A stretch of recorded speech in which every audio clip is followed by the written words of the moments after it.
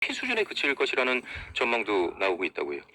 일단 지금 이 절차가 순조롭게 진행된다면 앞으로 향후 한 6개월 정도까지는 말하자면 우리나라를 대표할 수 있는 그런 정치 지도자가 없는 상황이 되고요. 그리고 하반기 때에 가서나 새로운 이제 경제 정책 방향이 이제 실시가 될 것입니다. 그래서 결국은 정부가 지금 내세우고 있는 2025년도 경제 정책 방향은 앞으로 향후 6개월 정도 기간 어떻게 잘 넘길 것인가, 잘 버틸 것인가, 이제 거기에 초점이 맞춰져 있는 것이고, 그래서 구조개혁보다는 그냥 부양하겠다. 이게 망하지 않도록 부양하는 정책을 하겠다라고 하는 것이 맞고요. 새 정부가 들어서면 당연히 리셋됩니다. 당연히 리셋될 것이기 때문에 6개월 정도로 버틸 수 있는 그 정도의 정책을 담고 그걸 충실하게 집행하면 그러면 그냥 그건 성공한 것이다. 라고 그냥 브릿지, 다리 같은 역할을 하는 것이다라고 하면 되는 것이고요. 여기에 대해 너무 많이 기대하지 않는 것이 좋겠다.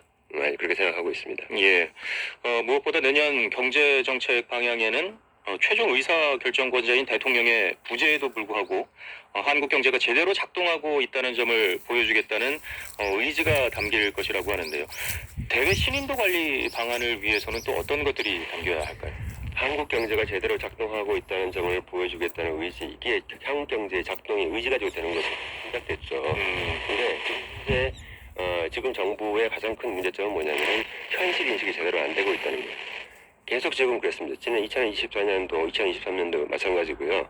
현실 인식을 제대로 해줘야 그 다음에 처방이 제대로 나오고 그 처방에 대해서 외국인 투자자를 비롯해서 모든 경제 주체들이 거기에 따라서 그 신뢰를 갖고 또 대비하고 대응하고 하는데 현실 인식이 제대로 안 돼 있기 때문에 한국 경제가 어떻게 지금 제대로 작동하고 있습니까? 이건 말이 안 되는 얘기죠. 그러니까 한국 경제가 이러이러한 부분에서 심각한 문제가 있습니다만 그래도 이러이러한 부분은 잘 되고 있습니다. 라고 이런 식의 접근이 돼야지 2025년도 경제정책 방향에서 2024년도도 한국 경제가 잘 작동해왔다. 25년도에는 뭐 이렇게 하겠다. 이렇게 하게 되면요. 아무도 믿지도 않고 그 정책이 효과가 없습니다. 대외 신인도 관리 방안에 있어서도 마찬가지로 한국 정부가 현실 인식을 제대로 하고 있다라고 하는 것이 전제가 돼야지 그 다음에 일단 대외 신인도가 관리가 되는 것이지. 그래서 현실 인식이 제일 먼저 가장 중요한 것이고요.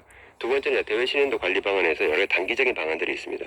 지금 현재 정부가 내놓고 있는 방안 그런 것은 전부 다 해야 되는 게 맞습니다. 뭐 좀 급하니까 해야 되지만 궁극적으로 대외 신인도 관리 방안은 결국은 질서 있는 그런 탄핵 절차의 완성일 것이다라고 보겠습니다. 역시 정치적인 해결이 중요하군요. 네.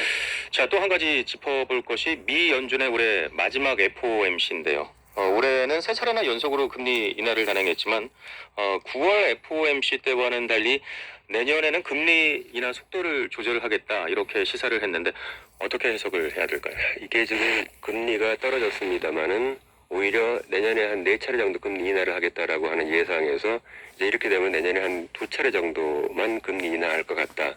자, 이렇게 이제 전망이 나오고 있죠. 미국 경제가 너무 좋아요. 계속 너무 좋기 때문에